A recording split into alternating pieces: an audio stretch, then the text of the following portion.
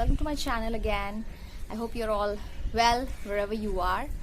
And in this video we're going to discuss a bit about the different kinds of safety precautions regarding COVID, coronaviruses, and in general about preventing different kinds of diseases. Okay, so in my last video we talked a bit about the structure of the virus, which will of course help us in understanding more about this virus.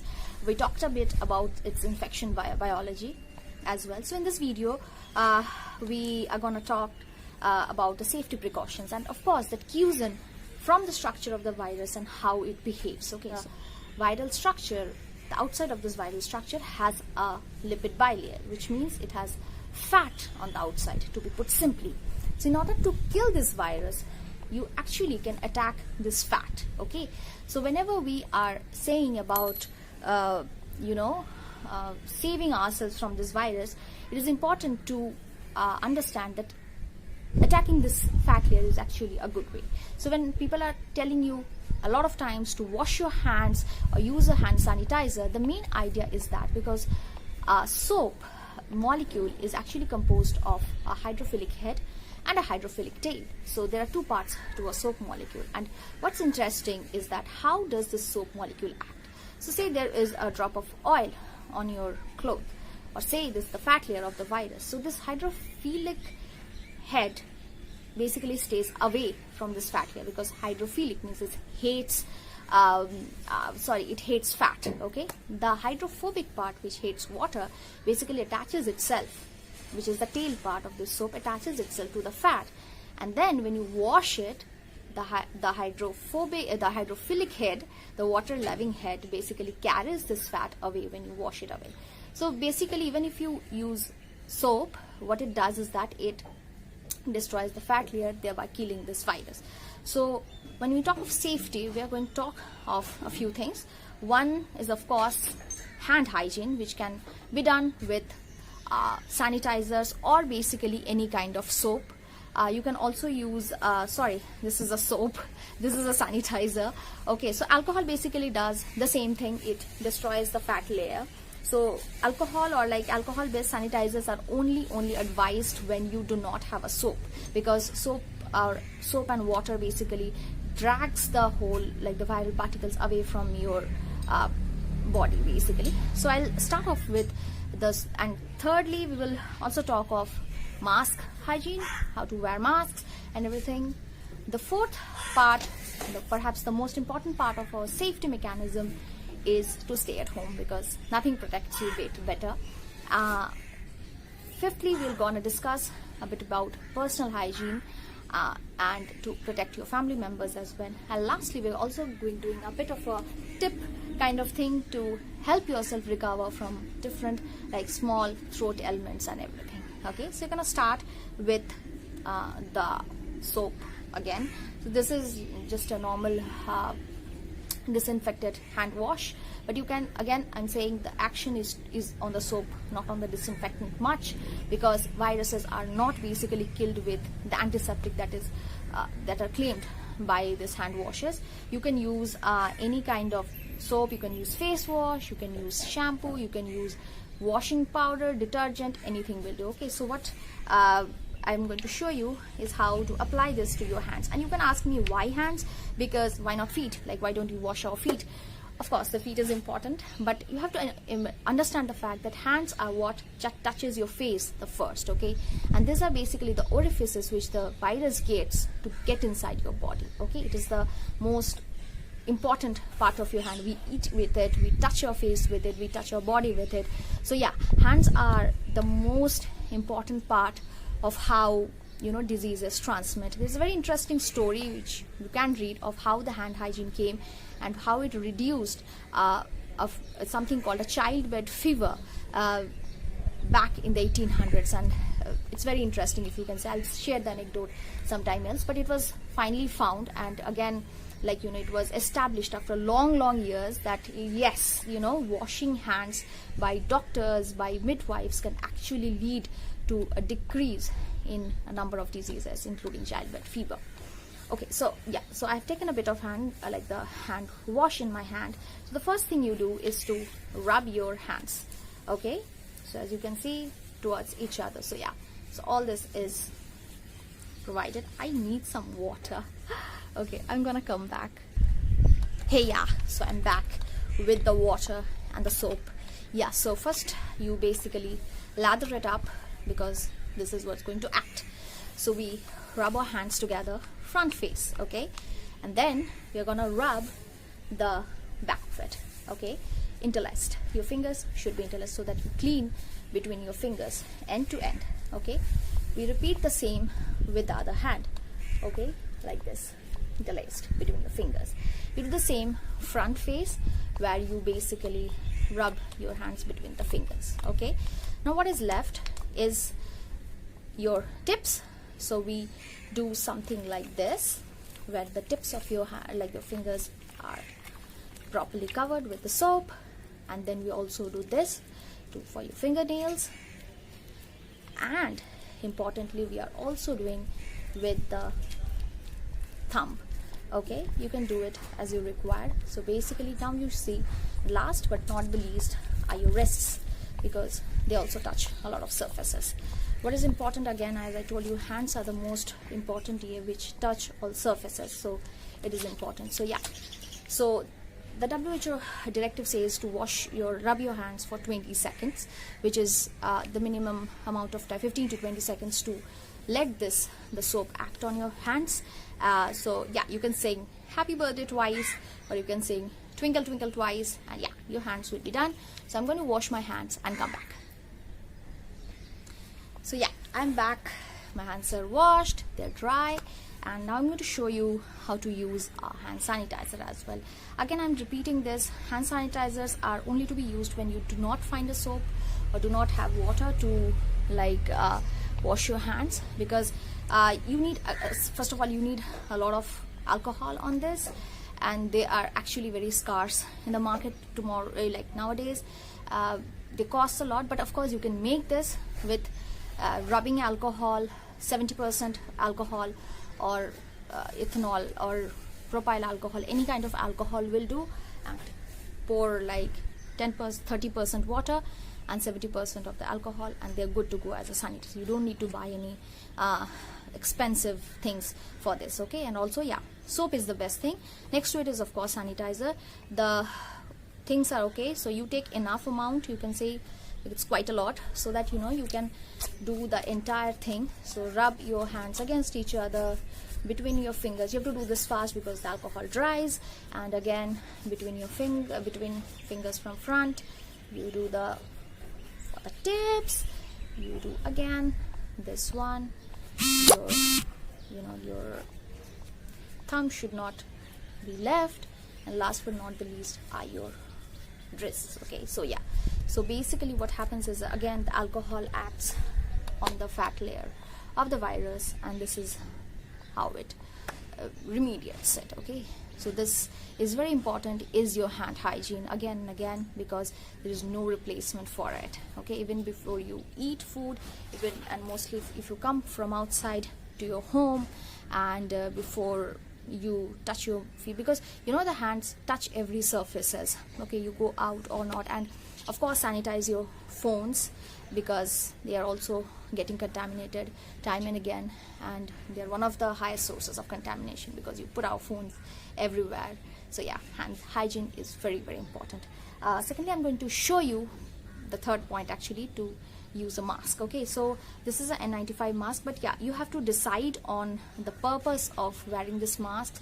If you're of course a medical professional, your purpose would be different. For them, I think the N95 mask is very, very important. But if you are like wanting to protect yourself, but yes, it's depending on the because these are very scarce right now. You need them mostly for medical professionals. But yes, if you need to protect yourself, or like in your area, like in the area that I live, wearing a mask has become mandatory, okay. But you can also use surgical masks, okay. N95 gives the protection of a filter, which is a 0.22 micron filter, so which is more effective. But yes, depending again on your purpose, yeah. So if you're going out, you can wear this mask. So yeah, so the most important thing is that you never touch the insides of this mask. I'll show you from here. Like this is how the mask looks like from inside, but there's a nose like tip part, and the outside is like this with 2 bands. Okay, the bands can also be over the ears. This is not over the ear, it's more of a headband kind of thing. So you never touch the inside, because if you do, you're basically contaminating it. Okay, so you basically can pinch it here, you can hold it from here, put it here, and you can put it over your head, okay, like this, and this goes inside. I look weird, but it's okay. So yeah, if you can see the side view, this is, you can adjust it accordingly. This basically comes on the net. You can take out your your hair as well as it's, and then you pinch this metallic bar so that it exactly fits on your nose. So if you go through a lot of WHO videos and courses, they have a very nice technique to see if you have fitted your mask well or not. So what they do is that you take a deep breath and you breathe out. So when you breathe out, you check here the periphery of the mask if there is a leakage or not. Okay, so ideally if your mask is clasped nicely on your face, there should not be any leakage around this area, okay, where it basically touches your skin, okay, which means your mask is absolutely fit. Okay, and otherwise if there are gaps, there are of course chances of air or aerosol or droplets reaching you from an infected person, and that's what we are avoiding. Okay, so taking off your mask, again you sanitize your hand first. Okay, so before putting on a mask also you should sanitize. I didn't do it, because I just sanitized it just before this mask, putting on the mask. So again you pinch it here again, and then putting it away from, ouch, I broke it. Dude, yeah, you have to put it away from your face and put it up. This mask I destroyed. But I think I can fix it. I can just put a glue here. This glue has broken. But yeah, be careful, because these masks are not mostly like disposable ones. You cannot use it more than once, especially if you are in a medical profession. But yeah, if you need to say reuse a mask because they're scarce nowadays, you can wash them in detergent. Surgical masks I'm talking about. I'm not too sure of this kind of mask. I think you can, but I don't know about the membrane inside, the filter inside, if that gets destroyed or not. But yeah, for the surgical masks you can of course wash it, dry it in very hot sun, and they are ready for reuse. Okay, so these are basically the preventive mechanism. Talking of the fourth one is of course what is advertised and talked about everywhere is to stay at home. This disease is infectious. You have to understand, the more you talk with people, the more you interact with people, it's gonna spread. Okay, and the sad part about COVID is that a lot of people are asymptomatic. You cannot actually judge whether they have symptoms or not, and you can catch it from them. Okay, so yeah, staying home basically cuts down your interaction with a lot of people, and basically it prevents the spread. So yeah, staying at home and taking a cue from it. Whenever you come from outside, say you're traveling from your workplace to your home, or you're coming back from the market buying something, always practice personal hygiene. First of all is your hand hygiene. Wash your hands immediately after coming, put down your things, and wash everything that you're wearing, and preferably take a shower, a warm shower, again with soap, so that if there is any particle on your body or contaminating, they can be cleaned. Okay, this is about, when I arrived home, I of course cleaned everything. I even cleaned sanitized the bag and everything that happened. Okay, and lastly I'm going to give you a little tip about because this season is also for a lot about common colds. Not everything is COVID, but yeah, it gives you anxiety, and the last thing that you need right now is anxiety. Okay, so the good way is to prevent kind of a small scratchy throat or a throat infection is to gulp down n glasses of warm water, hot water. Have a quick gargle. So what I have learned from my experience is that the faster you tackle a throat problem or any disease problem, the faster you get rid of it. Okay, so, and not the faster action doesn't mean that you have to rush to the hospital right at the beginning. Okay, of course that needs proper diagnosis, but yeah, there are some things which you can do right at home, and it's gonna save you a lot of other things. And I believe that, you know, in this period when you are hearing a lot about hygiene and safety, we are becoming more conscious about our health. Okay, so we are tackling our diseases at a much higher rate than we did otherwise. I used to have cough almost all the time.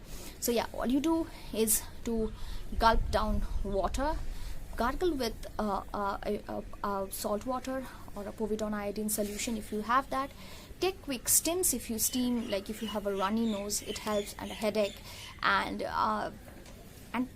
there's one thing I do, but I don't know if it is available too. There are small like throat tablets, which I don't know, or else you can just chew like a bit of like ginger, honey.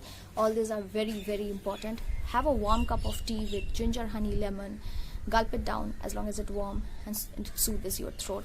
I have this kind of again, I was telling you, this cough drop from BAP's Amrut, which is a part of Akshardham. I'm going to give the link below. And I don't know how it's made of. As far as I could see the composition, it has like madhu the yashti madhu, which is like a bark, like a stick, which is used in herbal medicine, and pepper and some other, like most, yeah, they're common like herbs, but it acts absolutely good. Like if you have those two, like some cough drops, it's going to like really be good. Okay, also there is something called Swalene from Hamdard, and other basically cough drops which soothe your throat. So basically what happens, you know, in a case of a throat infection is the mucus formation in your throat. So that can easily be tackled in this ways. Okay, faster action, and that's going to be good. Okay, and also take care of your stomach. Do not eat any like very spicy food, because yeah, again, it's not just one disease we are tackling. What's happening is that since there's a lot of pressure on the medical facility itself, there are not much doctors available to tackle your, you know, your tummy problems and other things, unless and until you are really in a critical state. So avoid going to the hospital unless and it's absolutely necessary. So have healthy food, have a healthy lifestyle, and hope this period passes soon and we are all in this together. So yeah, stay safe, stay home, stay safe.